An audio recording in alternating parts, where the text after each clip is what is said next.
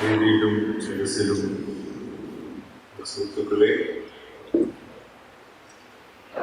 ഇവിടെ ശ്രീ അനിൽകുമാർ അധ്യക്ഷൻ ഇതിൻ്റെ അച്ഛനാവുമ്പോൾ നിങ്ങളിൽ പലവരും വിജയൻ മാഷെ അടുത്തറിഞ്ഞവരായിരിക്കും, അടുത്ത് പഴകിയവരായിരിക്കും.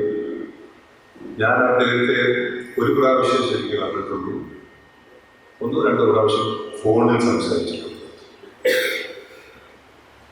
എന്നാൽ അദ്ദേഹത്തിൻ്റെ പ്രാധാന്യം, അതായത് ഇൻഫ്ലുവൻസ് ചെയ്തിട്ട് ഒരു നമ്മൾ പബ്ലിക് ഇൻ്റലക്ച്വൽ കൊണ്ട് വിശേഷിപ്പിക്കാവുന്ന വളരെ അപൂർവം മലയാളികളിൽ പ്രത്യയശാസ്ത്രത്തിൻ്റെ അടിസ്ഥാനത്തിലൊക്കെ ഒരാളാണെന്നുള്ളത് എനിക്ക് തിരിച്ചറിയാൻ പറ്റുന്നുണ്ട്. കാരണം പബ്ലിക് ഇന്റലക്ച്വൽസും അവർ ഡിഫൈൻ ചെയ്തുകൊണ്ടിരിക്കേണ്ട മൂല്യങ്ങളെ പറ്റി പലരും എഴുതിയിട്ടുണ്ട്. എഡ്വേർഡ് ഫ്രൈഡ് എഴുതിയിട്ടുണ്ട്, ഡെറിഡ എഴുതിയിട്ടുണ്ട്, ചോംസ്കി എഴുതിയിട്ടുണ്ട്. Temptation of society, temptation of party, temptation of the media, ഇതെല്ലാം അതിജീവിക്കുന്ന ഒരു വ്യക്തിയാണ് യഥാർത്ഥ പബ്ലിക് ഇന്റലക്ച്വൽ എന്നൊരു അഭിപ്രായം. ഇവൻ ഈ പറഞ്ഞ 3 പേരെങ്കിലും അഭിപ്രായമുള്ളവരാണ്. അത് അവരുടെ ജീവിതത്തിൽ തന്നെ വളരെ എവിഡൻറ്റുമാണ്. പബ്ലിക് ഇന്റലക്ച്വൽസ് ജനാധിപത്യത്തിൽ പബ്ലിക് ഇന്റലക്ച്വലിന്റെ സ്ഥാനം, ജനാധിപത്യമാണ് നമ്മുടെ വിഷയം. അതുകൊണ്ട് ഇന്ന് വളരെ പ്രധാനം, വളരെ ക്രൂഷ്യലാണ്, ക്രിട്ടിക്കലാണ് എന്ന് വേണമെങ്കിൽ പറയാം. കാരണം ആ ഒരു സവിശേഷതയുള്ള ആ ഒരു പേഴ്സണാലിറ്റി അല്ലെങ്കിൽ ആ ഒരു കാലിബറുള്ള ഒരു വ്യക്തികൾ വളരെ അപൂർവമാണ്. നമുക്ക് തെരഞ്ഞു നോക്കിയാൽ കിട്ടുന്നില്ല. അബെന്മൻ വിജയൻ മാഷായിരിക്കും ചിലപ്പോൾ അതിൻ്റെ ഒരു ഏകദേശം അവസാന ഘട്ടത്തിൽ കേരളത്തിൻ്റെ ചരിത്രത്തിൽ നോക്കിയാൽ വളരെ ക്ലിയറായിട്ട് അദ്ദേഹത്തിൻ്റെ മൂല്യങ്ങൾ പിടിച്ച് അത് വിടാതെ കോംപ്രമൈസ് ചെയ്യാതെ മുന്നോട്ട് പോയ ഒരു പബ്ലിക് ഇന്റലക്ച്വൽ എന്ന് എനിക്ക് തോന്നുന്നത്. അതില്ലാത്തതുകൊണ്ടാണ് ഇവിടെ അനിൽകുമാർ സൂചിച്ച പോലെ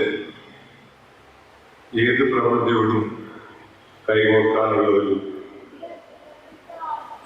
അല്ലെങ്കിൽ ഏതൊരു ഇങ്ങനെ ഒഴുക്കോടുകൂടി പോവാൻ, അല്ലെങ്കിൽ സന്ദർഭവാദം കൊണ്ടും നമ്മൾ ചില മൂല്യങ്ങൾ മാറ്റി നിർത്തി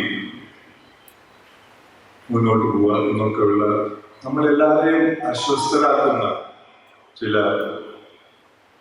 സിംറ്റംസ് നമ്മൾ കണ്ടുകൊണ്ടിരിക്കുന്നുണ്ട്. അതിൽ എൻ്റെ അഭിപ്രായത്തിൽ ഒരു പാർട്ടിയിൽ ഉള്ളവർക്ക് തന്നെ അതിനെപ്പറ്റി വലിയ ആശങ്കയുണ്ട്. പാർട്ടിയെ അല്ലെങ്കിൽ താങ്ങുന്ന അതിൻ്റെ സിംപത്തൈസേഴ്സ്, ഫെലോ ട്രാവലേഴ്സ് എന്നൊക്കെ പറയുന്നവർക്കും അതിനെപ്പറ്റി ആശങ്കയുണ്ട്. അതൊരു ചർച്ച വേണ്ടത് തന്നെയാണ്. ആ ഒരു ചർച്ചയിൽ കൂടി ഇവിടെ പ്രത്യക്ഷമായി നമ്മളതല്ല ചർച്ചയെങ്കിലും ആ ഒരു ക്രൈസിസ്, ആ ഒരു ഇഷ്യൂ ഒരു വെർച്വൽ റിയാലിറ്റി ആയിട്ട് നമ്മുടെ മുമ്പിൽ നിൽക്കുന്നു.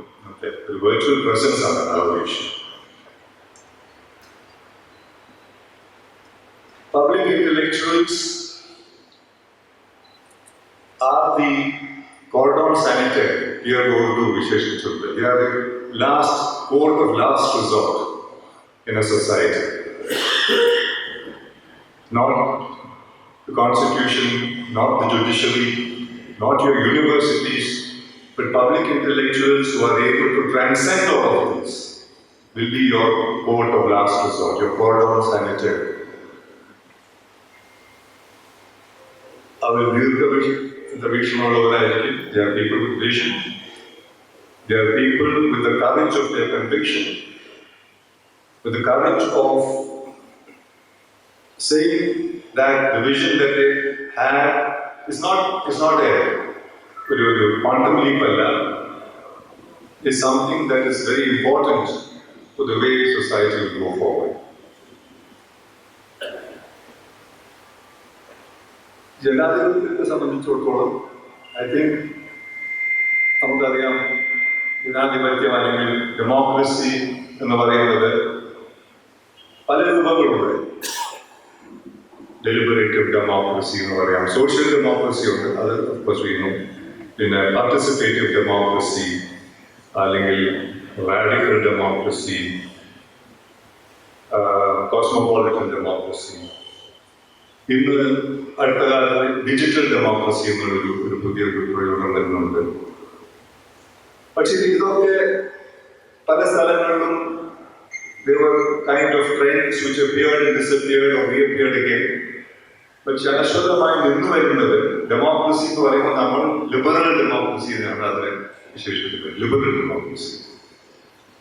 ലിബറൽ ഡെമോക്രസി എന്ന് വെച്ചാൽ ഒരു സാധാരണക്കാരൻ അതിനെ മനസ്സിലാക്കുന്നത് democracy with liberal values of ലിബറൽനെസ്.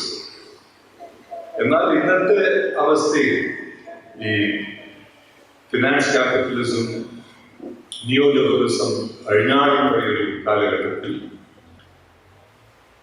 Liberal democracy itself has become a threat to the idea of democracy എന്നുള്ളത് നമുക്ക് നോക്കിയാൽ ആ ആശങ്ക പ്രത്യേകിച്ച് നമുക്ക് it occurs to us that this is itself a problematic എന്നുള്ളത്.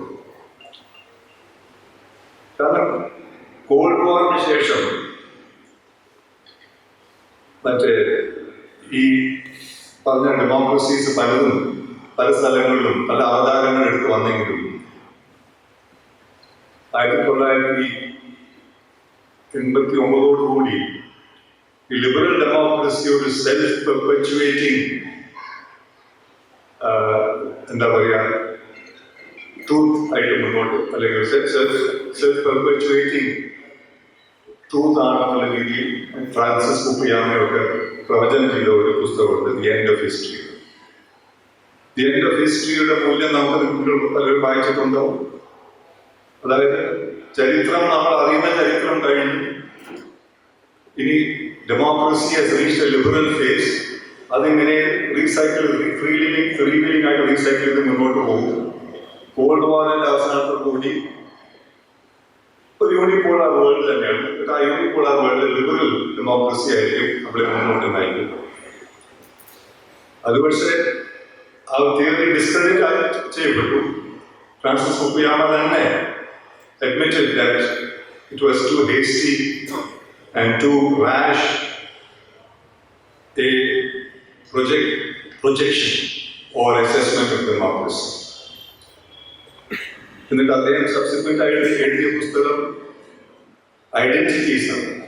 അവസാനം അദ്ദേഹത്തിന് ഒരു ഇമ്പോർട്ടൻറ്റ്, അതായത് from the age of ideologies we have shifted to an age of identities എന്നുള്ളതാണ് അതിൻ്റെ ഒരു burden of the argument.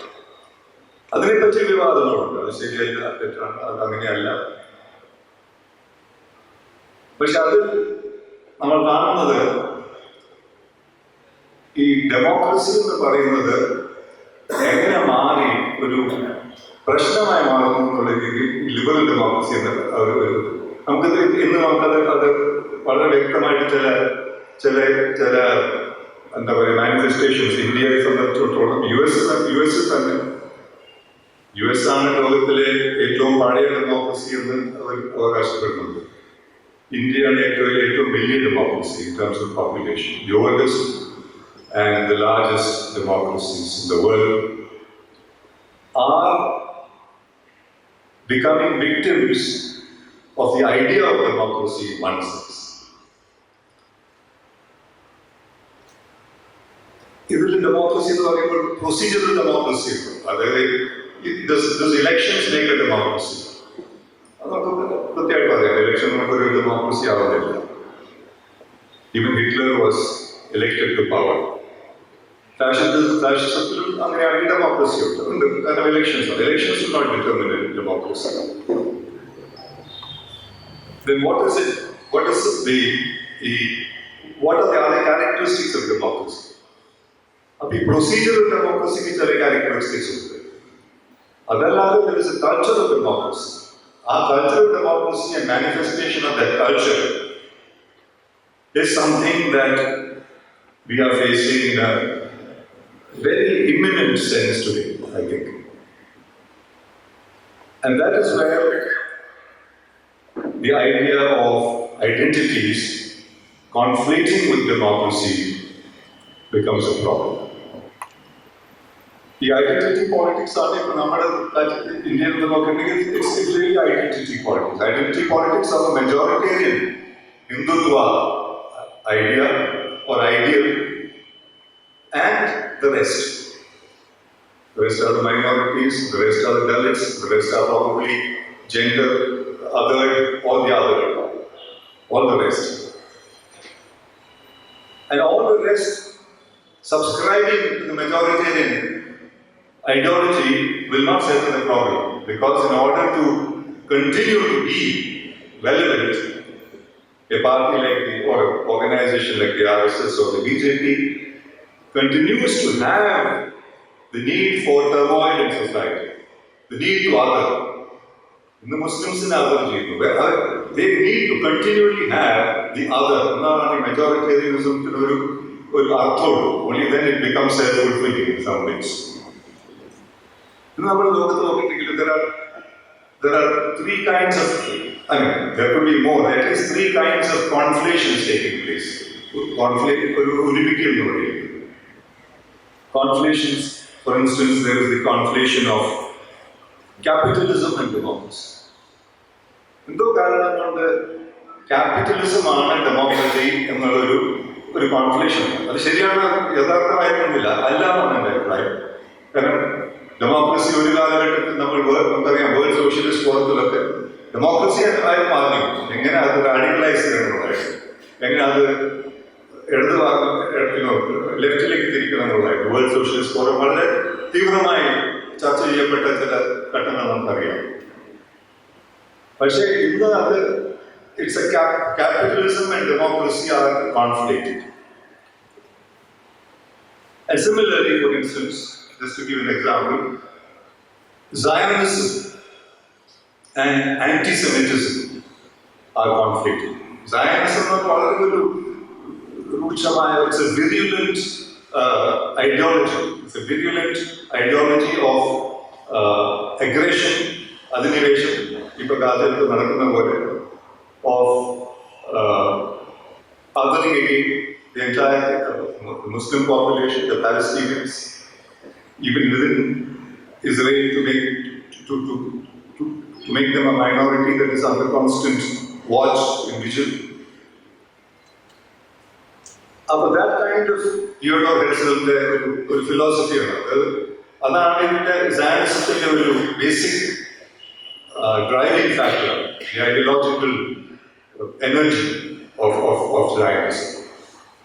അപ്പോൾ നമ്മൾ സയൻസിനെ ഇന്ന് വിമർശിച്ചാൽ, if you question Zionism, അത് ഉടനെ ആന്റിസെമിറ്റിസം ആയിരിക്കും. ഇതൊരു അടുത്ത കാലത്ത് നടക്കുന്ന ഒരു പ്രക്രിയ. കാരണം പ്രത്യേകിച്ചും ഇസ്രയേലി അധിനിവേശം, ഈ ആക്രമണം, ഗാസയിൽ കൂട്ടക്കൊല, വംശഹത്യ നടക്കുമ്പോൾ അതിനെതിരായിട്ട് സംസാരിക്കുന്നവര് അതിന്റെ പിന്നാലെയുള്ള സയൻസത്തെ നമ്മൾ വിമർശിച്ചാൽ you are immediately dubbed a antisemite, anti Jew ആയിട്ട്, ആന്റിസെമിറ്റിസം ആയിട്ടാണ് അത് കരുതുന്നത്. അപ്പൊ ഇതൊരു ഐഡന്റിറ്റി പോളിറ്റിക്സിന്റെ ഒരു വളരെ കോംപ്ലെക്സ് ആൻഡ് ഡേഞ്ചറസ് മാനിഫെസ്റ്റേഷനാണ്. ഇന്ത്യയിൽ അതുപോലെ നമ്മൾ കാണുന്നത് ഹിന്ദുത്വ ആൻഡ് ഹിന്ദുയിസം. നമ്മൾ ഹിന്ദുയിസത്തിനെതിരെ അല്ലെങ്കിൽ ഹിന്ദുത്വയ്ക്കെതിരെ എന്തെങ്കിലും പറഞ്ഞാൽ ഉടനെ you are seen as anti Hindu. അപ്പൊ സനാതന ധർമ്മയ്ക്കെതിരെ എന്തെങ്കിലും പറഞ്ഞാൽ സനാതന ധർമ്മ is clearly a caste and a discriminatory practice. ചിലവരൊന്നും ആ കാസ്റ്റിൽ പെടുമ്പോലേ they don't even come into that. The സനാതന ധർമ്മ fold of caste. അതിന്റെ ഔട്ട്സൈഡ് ഓഫ് ദാറ്റ് സ്കീമാണ്. സനാതന ധർമ്മയ്ക്കെതിരെ ഗാന്ധിജിയാണ് നമുക്ക് വേണമെങ്കിൽ അറിയപ്പെടുന്ന ഏറ്റവും വലിയ ഹിന്ദു എന്ന് വിശേഷിക്കാം. Political who use Hinduism as politics Gandhiji ആയിരിക്കും ഒരു വിധത്തിൽ. പക്ഷെ he was against സനാതന ധർമ്മം. അടുത്ത കാലത്ത് നിങ്ങൾ ശ്രദ്ധിച്ചാൽ വായിച്ചിട്ടോന്ന് അറിയില്ല, അദ്ദേഹത്തിന്റെ മകൻ grandson Gopalkrishna Gandhi, west ബംഗാളിലെ ഗവർണർ ഒക്കെ ആയിരുന്ന ഗോപാലകൃഷ്ണ ഗാന്ധി, അദ്ദേഹത്തിന്റെ ഗുജറാത്തിയിൽ എഴുതിയ കുറെ original writings which are not part of the collected works of Mahatma Gandhi. Mahatma Gandhi had a definitive collection of works ഉണ്ട്. അതിൽ ഉൾപ്പെടാത്ത ചില എഴുത്തുകൾ ഗുജറാത്തിയിൽ നിന്നും ഇംഗ്ലീഷിൽ തർജ്ജമ ചെയ്തിട്ട് അതൊരു പുസ്തകമായി പ്രസിദ്ധീകരിച്ചിട്ടുണ്ട്. അതിന്റെ പേര് I am an ordinary Indian എന്നാണ് മഹാത്മാഗാന്ധി എഴുതുന്നത്. ഞാനൊരു സാധാരണ ഇന്ത്യനാണ് മഹാത്മാഗാന്ധി. അതിൽ എടുത്ത് ആവർത്തിച്ച് വരുന്ന ഒരു സന്ദേശം അല്ലെങ്കിൽ life example is how Gandhiji made a big difference between what he called a Sanatanist and a Hindu. He is making a difference between a Hindu and a Sanatanist. He said Sanatanism is not Hinduism. Sanatanists are dangerous to Hinduism. Sanatanists will subvert Hinduism. Sanatanists will make Hinduism exclusive. ഈ നടന്നുകൊണ്ടിരിക്കുന്ന എല്ലാം അദ്ദേഹം ഒരു പ്രവചനം പോലെ ഇവിടെ വന്ന് നമ്പൂതിരിമാരായിട്ട് big debate കേരളത്തിൽ. അപ്പൊ നമ്പൂതിരിമാർ argue that Sanatanism is an inherent part of Hinduism. അത് കാസ്റ്റ് കോഡ് അതേതാണ്. But he doesn't agree with it. ഭുവനേശ്വരിൽ മറ്റേ ഒറീസയിൽ അദ്ദേഹം പോയപ്പോ അവിടുത്തെ ജഗന്നാഥ് ടെമ്പിളിന്റെ ചീഫ് പുരോഹിത് വന്ന് ഗാന്ധിയോട് പൂരി ടെമ്പിളിൽ സന്ദർശിക്കാൻ വിളിക്കുന്നു. ഗാന്ധി പറഞ്ഞു ഞാൻ പോയില്ല, കാരണം ദളിതരെ ചിലവരെയൊന്നും നിങ്ങൾ അനുവദിക്കാത്ത ക്ഷേത്രങ്ങളിൽ ഞാൻ കയറിയിട്ടുണ്ടാവും. ഗാന്ധിക്ക് ഈശ്വര വിശ്വാസത്തില്ല, പക്ഷെ ഇങ്ങനെയുള്ള ഈ ഒരു അമ്പലത്തിൽ ഞാൻ കയറില്ലാവും. അപ്പൊ അവരൊരു കള്ളത്തിലും ചെയ്തു. അവര് ഗാന്ധിജി അറിയാതെ കസ്തൂർബാല അദ്ദേഹത്തിന്റെ ഭാര്യയോട് പോയി പ്രത്യേകിച്ച് പഠിച്ചിട്ട് ഒരു ദിവസം രാവിലെ അവരെ കൊണ്ടുപോയി അമ്പലത്തിലേക്ക്. അത് ഗാന്ധിജി പിന്നെയാണ് അറിയുന്നത്. അതറിഞ്ഞ ഉടനെ അദ്ദേഹം ഒരാഴ്ച ഫാസ്റ്റ്. അതാണ് അതിന്റെ ബെനിഫിറ്റ്സ്. ഭാര്യ ചെയ്ത എന്താ പറയുക ലാബ്സ് അദ്ദേഹം അനുഭവിക്കുക. അപ്പൊ ഇങ്ങനെ വളരെ ഞാൻ പറഞ്ഞു വരുന്നത് ഈ ഒരു വ്യത്യാസം വളരെ ക്ലിയർ ആയിട്ട് ഉണ്ടെന്നുള്ളതാണ്. ഗാന്ധി പോലൊരു വ്യക്തിയിൽ തന്നെ അതുണ്ട്.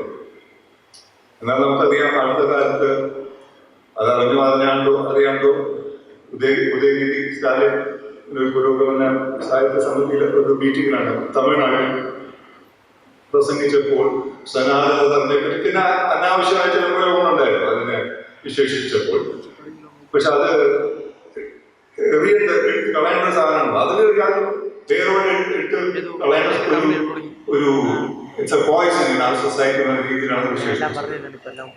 അതിനെതിരെ ഒരു ഭയങ്കര ഒരു ആന്റി ഹിന്ദു ആയിട്ടാണ് ഉദയനിധി അതിനുശേഷം ഇപ്പോഴും അതിന്റെ ട്രോളിംഗ് ഇടയ്ക്കിട്ട്. അതായത് ആരെങ്കിലും ശബ്ദിച്ചാൽ സനാതനത്തിനെതിരെ എന്തെങ്കിലും ശബ്ദിച്ചാൽ troll army gets active. They will come to siege. അപ്പൊ ഇങ്ങനെയുള്ള ഒരു സിറ്റുവേഷനാണ് നമ്മളിപ്പോ കാണുന്നത്. നമുക്കറിയാം ഇന്ത്യയുടെ സ്വാതന്ത്ര്യത്തിന് ശേഷം there were two broad streams. രണ്ടാമത്തെ സ്ട്രീം അടുത്ത കാലത്താണ് നമ്മൾ ഭൂഷണമായിട്ട് വരുന്നത്. One is Gandhi-Nehru idea of secularism, of what India's democracy should look like. Although Nehru, of course, was more agnostic, faithful, അങ്ങനെ വിശ്വാസമുള്ള ആളായിരുന്നു. He concedes that people have faith, so we have to make allowances. We have to accommodate that into our scheme of things. ഗാന്ധിക്ക് വിശ്വാസമുള്ള ഒരാളായിരുന്നു. എന്നാലും secular. He believed in secularism. He believed in syncretism in that sense. നമുക്കറിയാം India gets freedom and all that. Gandhiji was basically fasting against this riot or that anti-Muslim right. Anti-Muslim right for one fast after another. That's what he was doing. Delhi, Calcutta, and other places. Noakhali, I mean, so many places. പക്ഷെ അത് അങ്ങനെ നിൽക്കെ സവർക്കർ 1923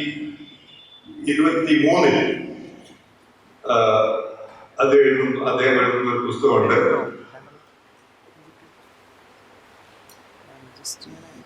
പുസ്തകത്തിന്റെ പേര് തന്നെ Hindutva, who is A Hindu. അതായിരിക്കും ആദ്യം ആ വാക്കിന്റെ പ്രയോഗം. ഹിന്ദുത്വ, ആരാണ് Hindu, who is A Hindu. പിന്നെ 1925 RSS സ്ഥാപിക്കുന്നു. ആ ട്രാക്ക്, ആ ട്രജക്ടറി ഇങ്ങനെ മുന്നോട്ട് വരുന്നു. പക്ഷെ ഇത് ഈ ഒരു ഹിന്ദുയിസത്തിന്റെ ഒരു ഹിന്ദുത്വയുടെ ഒരു majoritarian idea, you feed in to that. അതാണ് ഇപ്പോൾ അപകടം ചൂണ്ടിക്കാട്ടുന്നത്. ഒരു ഇലക്ഷനിൽ വരുന്ന അവസരവാദങ്ങൾ വേറെ, പക്ഷെ നമ്മൾ you unwittingly feed in to a particular idea, in to a hegemonic idea. നമ്മൾ ഗ്രാംഷിയുടെ ഹെജിമോണിക് ഐഡിയ എന്ന് പറഞ്ഞാൽ അത് ഇങ്ങനെ ഒരു പെർവേസീവ് ആയിട്ട് പോലെ goes into your capillaries, into the capillaries of the system, as Gramsci said. But Hindutva is moving into that. If it was not moving into that, the BJP RSS is making sure that it is moving in that direction. ഇപ്പോൾ അടുത്ത ഇലക്ഷനിൽ BJP election തോറ്റു വയ്ക്കുക. ഈ 10 കൊല്ലം അവർ ഭരിച്ചതിന്റെ ഫലമായിട്ട് it will take വേറെ ഒരു പുതിയ കോൺഗ്രസ് വന്നു, അല്ലെങ്കിൽ ഒരു കോalition വന്നു. അവർക്ക് വേറൊരു 10 കൊല്ലം എടുക്കും ഇവർ ചെയ്ത ഡാമേജ് മാറ്റിയെടുക്കാം. അതാണ് വ്യത്യാസം. ഇത് ആധിപത്യം മാത്രമല്ല, ഇത് ഡെസ്പോട്ടിസം മാത്രമല്ല, ഇത് it's an ideological percolation of this fascist society of philosophy into the vitals of Indian democracy. അതാണ് നടന്നുകൊണ്ടിരിക്കുന്നത്. അതിന് വകവെച്ചുകൊടുത്തത്, I think one who showed the path for that in some way, കോൺഗ്രസിന് തന്നെ അതിന് ഉത്തരവാദിത്വം ഉണ്ടെന്നുള്ളതാണ് സത്യം. 1984 ഇന്ദിരാഗാന്ധിയുടെ അസാസിനേഷൻ ശേഷം രാജീവ് ഗാന്ധി വന്നപ്പോൾ ഓൾറെഡി ഈ ഒരു പെനംബ്ര, ഒരു ഹിന്ദു കൺസ്റ്റിറ്റ്യുവൻസി എന്നുള്ളത് ഒരു പൊളിറ്റിക്കൽ എജൻഡയെ മാറിക്കഴിഞ്ഞു. കോൺഗ്രസിന്റെ മാധ്യമരംഗത്തേക്ക് അത് കൃത്യമായിട്ട് കാണാൻ പറ്റി. കാരണം ഞാൻ അന്ന് ടെലിവിഷനിൽ ആക്റ്റീവാണ്. അന്നത്തെ ദൂരദർശൻ കാലഘട്ടത്തിൽ നമ്മൾ ഒരു പ്രോഗ്രാം ചെയ്യുകയാണെങ്കിൽ ഹിന്ദു, മുസ്ലിം, ക്രിസ്ത്യൻ എല്ലാത്തിനും തുല്യ സമയം, ഏകദേശം തുല്യ സമയം, അല്ലെങ്കിൽ പ്രൊപ്പോർഷനായിട്ട് പോകും. എല്ലാം നമ്മൾ കാണിച്ചിട്ടുള്ളത്. കാരണം പാർലമെന്റ് ക്വസ്റ്റ്യൻസ് ഉണ്ടാവും ചിലപ്പോൾ. ഇന്നതിന് ഇത്ര 3 മിനിറ്റ് കാണിച്ചു, അല്ലെങ്കിൽ 1.5 മിനിറ്റ് കാണിച്ചത് എന്തുകൊണ്ടാണ്, അത് മറുപടി കൊടുക്കണം നമ്മളെ. ഇതൊക്കെ അട്ടിമറിച്ചത് ഒരൊറ്റ സീരിയലാണ്. രാമായണം എന്ന് പറഞ്ഞ സീരിയൽ പ്രൈം ടൈമിൽ നമുക്കറിയാം 1987-88 കാലഘട്ടത്തിൽ ഒരു കൊല്ലം മുഴുവൻ അതൊരു വിഷ്വലൈസ്ഡ് എക്സ്പ്രഷൻ ആയിരുന്നു. അത് വെറും ഒരു സീരിയലല്ല. നമുക്ക് ബാധിക്കാം. ഒരു Ramayana is after part of the EPIC lore of India. അത് ഒരു സീരിയലായി മാറ്റുന്നതിൽ പ്രശ്നമില്ല. പക്ഷെ ഇത് മനഃപൂർവ്വം ചെയ്താണ്. അതിന്റെ എക്സ്പ്ലനേഷൻസ് രൊമില താപ്പർ കറക്റ്റ് ആയിട്ട് റെക്കോർഡ് ചെയ്തിട്ടുണ്ട്. രാജീവ് ഗാന്ധി, രാമാനന്ദ് സാഗർ എന്ന് പറഞ്ഞ ഒരു വെരി കമേഴ്ഷ്യൽ ഫിലിം മേക്കർ, ബോളിവുഡിലെ സക്സസ്ഫുൾ കമേഴ്ഷ്യൽ ഫിലിം മേക്കർ, അങ്ങനെ വിളിക്കുന്നു. അങ്ങനെയുടെ പറയുന്നുണ്ട്, കാരണം നമുക്കിത് ചെയ്യേണ്ടത് നമുക്ക് ഹിന്ദു വോട്ട്സിനെ നമുക്ക് കൈവശമാക്കണം. കാരണം അത് അങ്ങോട്ട് വിളിച്ചു പോകുന്നൊരു സംശയമുണ്ട്. അപ്പൊ അതോടുകൂടി നിങ്ങളുടെ your secular practice has become compromised. You are buying into the idea of the assertion of majoritarianism in a country. And you are becoming Team B there.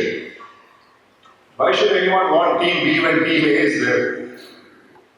The Team B is arguing for Hinduism, when Team A is arguing for Hinduism of a very, very exclusive and superlative and extraordinary character, hegemonic character.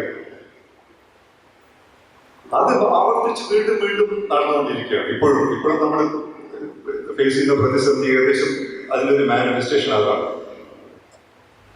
നിങ്ങൾ പലരും എന്റെ താഴെ ഓർമ്മയുണ്ടാവും, ആ സീരിയലും ഞായറാഴ്ചകളിൽ ഇന്ത്യയിൽ കാണിക്കുമ്പോൾ അതിന് മുമ്പ് ടെലിവിഷൻ്റെ സിഗ്നേച്ചർ ട്യൂൺ വരുമ്പോൾ തന്നെ പൂജ ചെയ്യും ആൾക്കാർ ടെലിവിഷൻ സ്ക്രീൻ, കാരണം രാമായണം വരാൻ പോകും. അങ്ങനെ റിച്വലൈസ് ആയിട്ട് അതേ ട്രാഫിക് ഒന്നും ഉണ്ടാവില്ല. It was promoted as a big assertion of cultural democracy in India. Cultural expression of democracy ആയിട്ട് വരുന്നത്. But that was already striking at the roots of secularism. Secularist practice വളരെ എതിരായിരുന്നു എന്നുള്ളത് നമുക്ക് വളരെ വ്യക്തമാണ്. അപ്പൊ അങ്ങനെ വരുമ്പോൾ നാച്ചുറലി BJP കുതിച്ചാൽ പിന്നെ രഥയാത്ര, Ayodhya, Babri Masjid, that's all that had to happen എന്നുള്ളതിൽ നമുക്ക് അതിശയിക്കാൻ കഴിയും.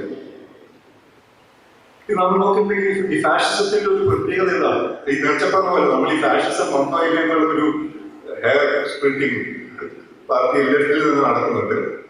അതിന് യാതൊരു അർത്ഥമില്ലാന്നാണ് എന്റെ വ്യക്തിപരമായ അഭിപ്രായം. Fascism is there, it is sitting next in the chair opposite to you. അത് ഫാഷിസമാണോ എന്ന് എത്ര സൂക്ഷിച്ച് നോക്കിയാലും അല്ലാതാവില്ല. It is fascism.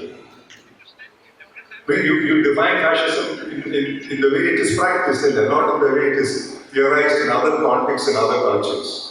European fascism ആയിരിക്കില്ല Indian fascism. പക്ഷെ ഫാഷിസത്തിന്റെ ഒരു പ്രത്യേകത, common kind of characteristic is അത്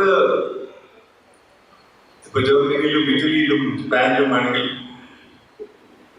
what it does is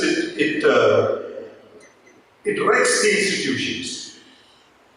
It does not allow, when it goes out of power, it does not make it easy for any succeeding party of a different ideology or an oppositional ideology to manage to govern. Because the entire governance mechanism would have been subverted, would have been packed. Police force പറയുന്നുണ്ട്, arrest കിടക്കുന്നുണ്ട്. Social മീഡിയയിലൊക്കെ ചർച്ചകൾ നടക്കുന്നത് അത് ശരിയായിരിക്കാം, അല്ലായിരിക്കാം, ഊഹാപോഹങ്ങളായിരിക്കാം. But ഈ ഒരു ഭീതി ഇതാണ് ഈ റെസ്റ്റ്ലെസ്നെസ് എന്ന് സൂചിപ്പിച്ചിട്ട് ഈ ഒരു ഭീതി ഉണ്ട്. കാരണം what are the levels in which it is വളരെ പ്രത്യക്ഷ രൂക്ഷമായ കാര്യങ്ങൾ നമുക്കറിയാം. They are hunting down journalists. They have made Chief in the Information Commissioner's Office redundant. Right to Information Act, they are going to subvert it. Chief Election,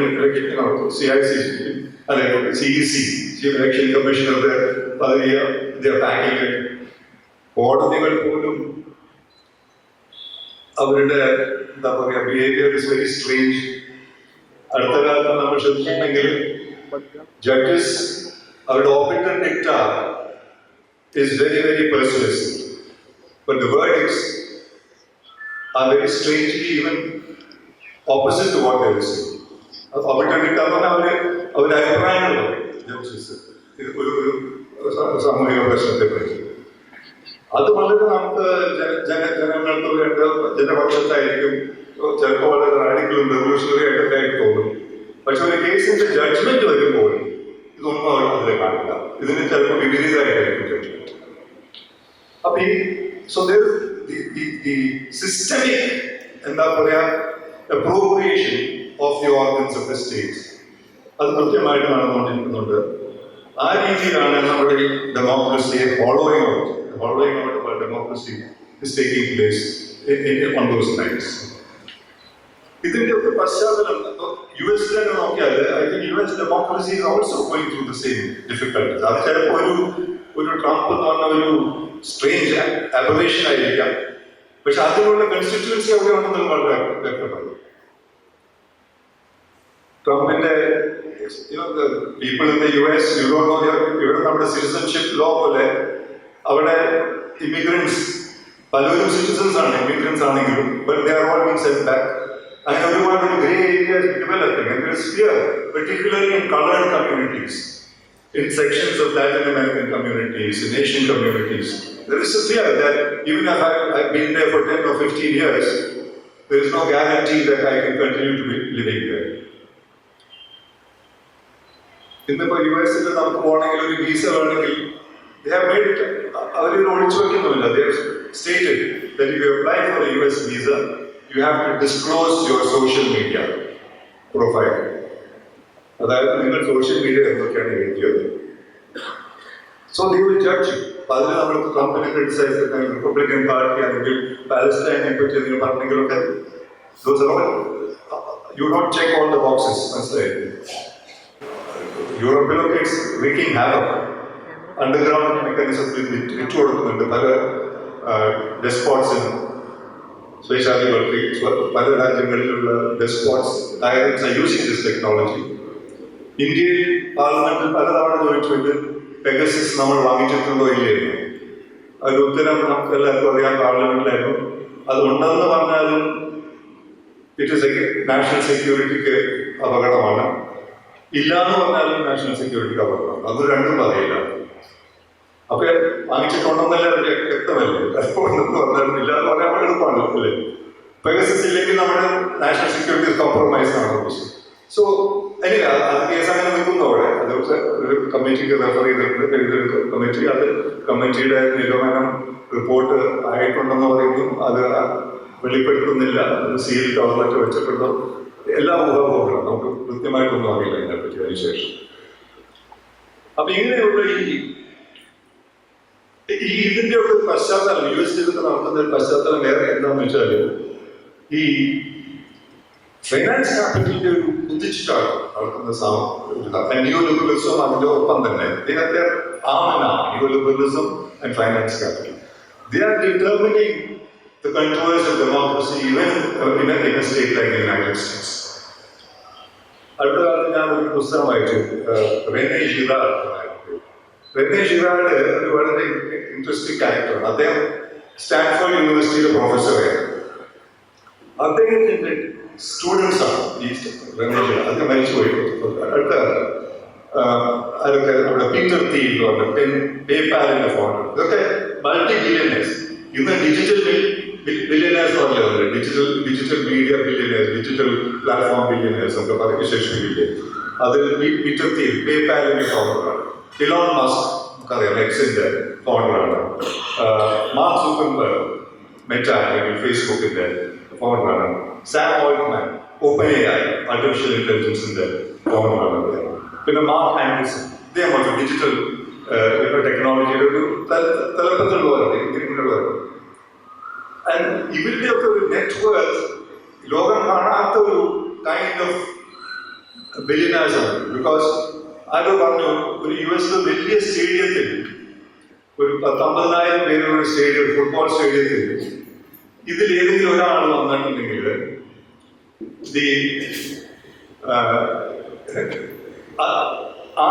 അവരുടെ എല്ലാം network എടുത്ത് നോക്കിയിട്ടുണ്ടെങ്കിൽ ഇതിൽ ഒരാൾ വന്നാൽ the net worth of each person in that auditorium, in that stadium, will go up by 100 times, 200 times. കാരണം ഈ ഒരാൾക്ക് he commands that kind of economic strength, financial clout എന്നുള്ള രീതി.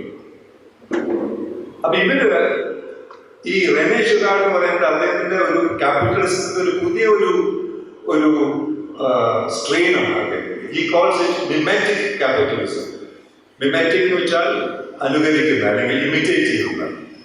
അതായത് അതിന്റെ വാദം ക്യാപിറ്റലിസം ഇസ് നോട്ട് നമുക്കൊരു സാധനം വേണം, അതിനുവേണ്ടി വേറൊരായിട്ട് നമ്മൾ ഒരു കോമ്പറ്റീഷൻ ഉണ്ട്, ആ സാധനം നമുക്ക് കിട്ടണം. അതാണ് ക്യാപിറ്റലിസത്തിന്റെ ഡ്രൈവ്. അതാണ് അതിൻ്റെ ഒരു പ്രൈമറി ഡ്രൈവ് എന്നൊക്കെ പറയില്ലേ, പെർമിറ്റീവ് അക്യുമുലേഷൻ എന്നൊക്കെ മാർക്സിസത്തിൽ പറയുന്ന പോലെ. അതല്ല, നമുക്ക് വേണ്ടത് മറ്റേയാൾ ചെയ്യുന്നതിൽ അത് ആ സാധനം വേണമെന്നല്ല, ഇയാൾ എന്ത് ചെയ്യുന്നോ അതിനെ നമ്മൾ കടന്നു വയ്ക്കണം. So there is a lot of innovativeness, paradoxically, in this new kind of capitalism. അതുകൊണ്ടാണ് all of them have come up with great new digital, എന്താ പറയുക, pioneering, path-breaking devices, whether it's Facebook or Meta or PayPal, OpenAI and so on and so forth. But the other side is that an entire society is being reordered to facilitate such billionaires. Although the marginalization is increasing, poverty is increasing, those who do not have will have less or are out of the pain of civilization. But a civilizational activity, I mean, what is being attempted here? So it is of that order that we see the changes that are taking place. The plutocracy in the US is taking over. അപ്പോൾ ഇങ്ങനെയുള്ള പല സിംറ്റംസും നമ്മൾ കാണുമ്പോൾ നമ്മുടെ traditional idea of dealing with democracy through institutional means, ഇപ്പോൾ നമുക്കൊരു constitution guarantees ഉണ്ട്, അതുകൊണ്ട് നമ്മുടെ ഡെമോക്രസി സുരക്ഷിതമാണെന്ന് പറയുന്നത് യാതൊരു അർത്ഥമില്ല. കാരണം you use the constitution. Weimar Republic, Hitler went before he came to power. Weimar Republic എന്ന റിപ്പബ്ലിക് ആയിരുന്നു. അവരുടെ ഒരു കോൺസ്റ്റിറ്റ്യൂഷൻ ഉണ്ടായിരുന്നു. ഹിറ്റ്ലർ പവർ വന്നതിന് ശേഷം എല്ലാവരും പ്രതീക്ഷിച്ചു, നമ്മൾ ഇന്ന് പ്രതീക്ഷിക്കുന്ന പോലെ BJP കോൺസ്റ്റിറ്റ്യൂഷൻ എല്ലാം എടുത്ത് കളയുന്നു. ഹിറ്റ്ലർ തൊട്ടില്ല. അതേ കോൺസ്റ്റിറ്റ്യൂഷൻ ഉപയോഗിച്ചിട്ടാണ് അദ്ദേഹം ഫാഷിസം കൊണ്ടുള്ളത്. അതിലൊരു അക്ഷരം മാറ്റി എഴുതിയില്ല. അപ്പൊ അതിനുള്ള സാഹചര്യം ഇന്ത്യയിൽ അതിലും കൂടുതലാണ്. കാരണം ഇന്ന് നമ്മൾ പേടിക്കുന്ന ചില ലോസ് ഉണ്ടല്ലോ, UAP, NIA, ഇതൊന്നും BJP-ക്കാരുണ്ട്. അതിന് അവരുടെ പേര് മാറ്റിയിട്ടുണ്ട്. ഭാരതീയ പുതിയ പേര് മാറ്റി. ഇതൊക്കെ കോൺഗ്രസ്സുകാരാണ് കൊണ്ടുവരുന്നത്. അതിന്റെ ഭവിഷ്യത്ത് അറിയാതെ അതത്ര ചിന്തിക്കാതെ കൊണ്ടുവരുന്നതാണ്. എന്നിട്ട് ഇപ്പൊ P. Chidambaram is the author of many of these draconian laws. അങ്ങനെ ഇപ്പോ മറ്റേ ഇതില് അമേരിക്കയുടെ സമ്മർദ്ദം ഉണ്ടായിരുന്നു, ഇതിൽ അമേരിക്കയുടെ സമ്മർദ്ദം ഉണ്ടായിരുന്നു, അതിനൊക്കെ ഇൻസ്റ്റാൾമെന്റ്സും സ്റ്റേറ്റ്മെന്റ്സും കൊടുക്കുന്നുണ്ട്. അപ്പൊ you see that the democracy is competing for democracy through desecularization എന്നുള്ളതാണ് നമ്മൾ കണ്ടുകൊണ്ടിരിക്കുന്നത്. Congress is also partly desecularizing in society. Otherwise, naturally, they take it to a new level. Forces of the left, progressive forces who should be resisting this strongly, look like they are sometimes making compromises with it. Other electoral strategy or tactical ആയിട്ട് നമുക്കൊരു നിലവിൽ പറഞ്ഞ പോലെ 2 steps forward, 1 step back, അത് വളരെ അപകടകരമായ ഒരു നിമിഷം അല്ലെങ്കിൽ ഒരു ഐഡിയ, ഒരു സൊല്യൂഷനാണ്. കാരണം once you move into that narrative, once you move into that discourse, you have been co-opted into the inevitable logic and propulsion of that discourse. അതാണ് നമ്മളിപ്പോൾ വളരെ എന്താ പറയുക, with great fear and apprehension we are watching around us.